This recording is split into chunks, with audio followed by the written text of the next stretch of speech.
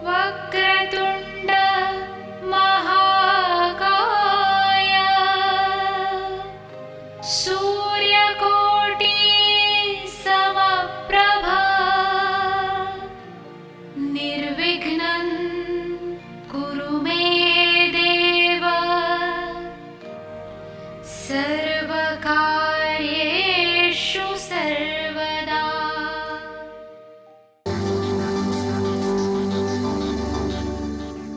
राजीव सूर्यवंशी वास्तु के क्षेत्र में एक जाना पहचाना नाम है। पिछले एक दशक से भी अधिक समय से इस क्षेत्र में सेवारत, भवनों को बिना तोड़े या फेरबदल किए उनके परामर्श से असंख्य लोग लाभान्वित हुए हैं। सिंहस्थ महाकुंभ 2003 को त्र्यंबकेश्वर में श्रद्धालुओं को वास्तुशास्त्र प्रवचनों द्वारा कृतार्थ करने पर विशेष रूप से सम्मानित किया गया।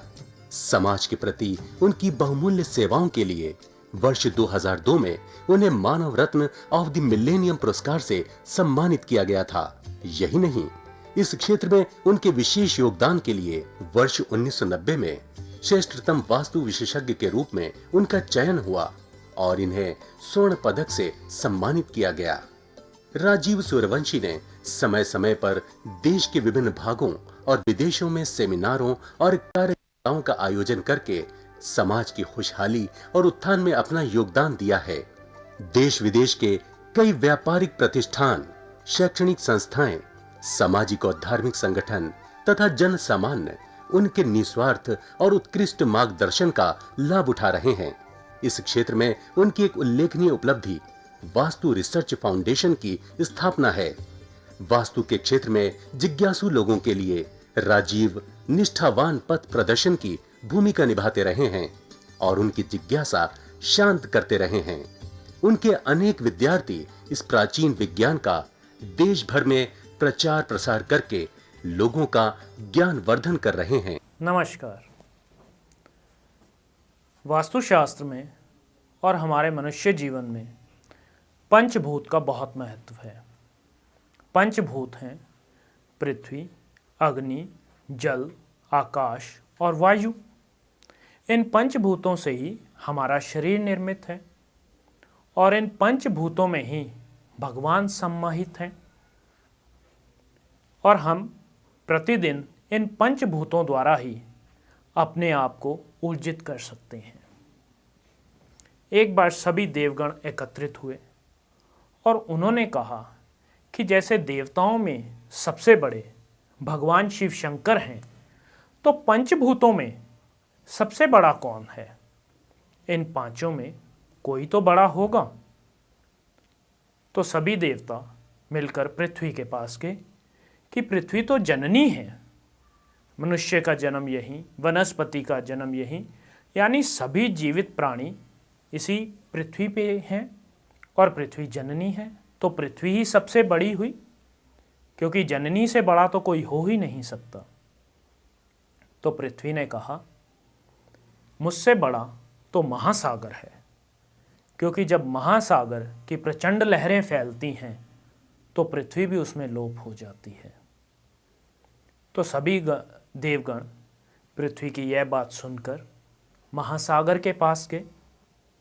तो महासागर ने कहा, मुझे तो अगस्त ऋषि ने अपनी एक अंजलि में भर लिया था और भरकर पी गए थे, तो मुझसे बड़ी तो आकाश है।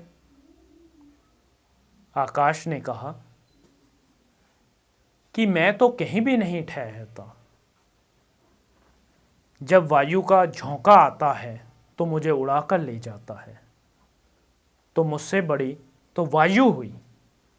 सभी देवगण वायु के पास गए।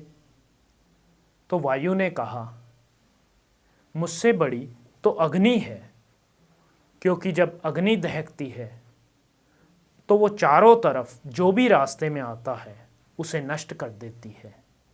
तो अग्नि के तेज के आगे तो मैं भी कुछ नहीं। तो सभी अग्नि के पास गए। अग्नि ने कहा कि मेरा अपना अस्तित्व तो कुछ भी नहीं, मेरी उत्पत्ति तो नारायण से हुई है, यानी ईश्वर से, तो मुझसे बड़े तो नारायण हैं, क्योंकि उनके बिना और उनकी आज्ञा के बिना तो कुछ भी संभव ही नहीं है। तो सभी देवगण नारायण के पास गए और उन्हें अपनी विपदा बताई कि हम तो ये ढूंढने चले थे कि पंचभूतों में सबसे बड़ा कौन है, ताकि उसे बड़े की श्रेणी में रखा जा सके। किंतु सभी ने एक दूसरे को बड़ा बताते हुए और अंत में आपके पास आ गए और सबसे बड़े आप हैं। तो नारायण ने कहा, मुझसे बड़ा तो मनुष्य है।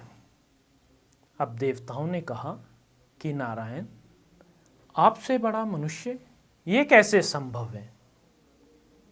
तो नारायण ने कहा कि हर मनुष्य के बीच में आत्मा है।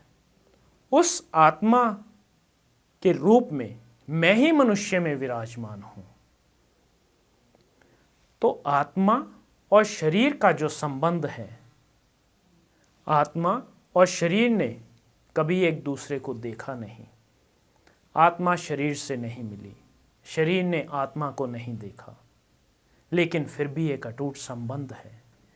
जब तक आत्मा शरीर में रहती है तब तक हम प्रफुल्लित रहते हैं, ऊर्जित रहते हैं, गतिशील रहते हैं।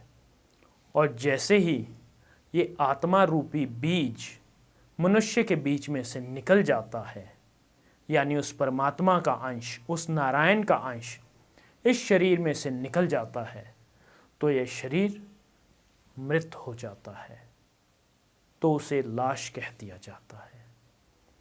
इसी तरह से आपके घर की आत्मा है वास्तुशास्त्र, और वास्तुशास्त्र के सिद्धांत जब आपके घर और आपके व्यापारिक स्थान पर लागू कर दिए जाते हैं और वास्तु ऊर्जा जागृत कर दी जाती है, तब आपका व्यापार भी प्रफुल्लित हो जाता है, ऊर्जित हो जाता है और निरंतर आप प्रगति की ओर अग्रसर होना शुरू हो जाते हैं। तो इस प्रकार यदि आप अपने इसी जीवन काल में खुशी, शांति और समृद्धि चाहते हैं, तो आप भी वास्तुशास्त्र के सिद्धांतों के अनुरूप अपने घर और व्यापारिक स्थान और अपने कर्म स्थान को, व्यापारिक स्थान के मैं बोलूँगा कर्म स्थान को उस अनुरूप बनाइए, ताकि जो ईश्वर की अपार कृपा है वह वास्तुशास्त्र के सिद्धांतों के साथ साथ आत्मा के रूप में आपके व्यापार में भी बहे और आप नित्य प्रगतिशील होते रहें। आज मैं अपने वचनों को यहीं विराम देता हूँ। कल आपके साथ फिर मुलाकात होगी, तब तक के लिए नमस्कार। दर्शकों, अगर आपकी भी कोई समस्या है तो आप राजीव जी से अपॉइंटमेंट लेकर मिल सकते हैं। प्रतिष्ठान में आपका स्वागत है। राजीव जी की सेवाएं भारतवर्ष के साथ साथ विदेशों में भी उपलब्ध हैं। यदि आप वास्तुशास्त्र प्रवचन कराना चाहते हैं, उसके लिए भी आप हमसे संपर्क कर सकते हैं। वास्तु की स्पेशल किट, जिसमें सिद्ध यंत्र और अभिमंत्रित की हुई 10 वस्तुएं हैं, जो कि आपके पूरे घर के विभिन्न स्थानों के उपयोग में आएंगी। आप भी परामर्श के लिए राजीव सूर्यवंशी जी से मिल सकते हैं। पता है भारतीय वास्तु अनुसंधान प्रतिष्ठान, C6, सरस्वती गार्डन, कीर्ति नगर, नई दिल्ली 15।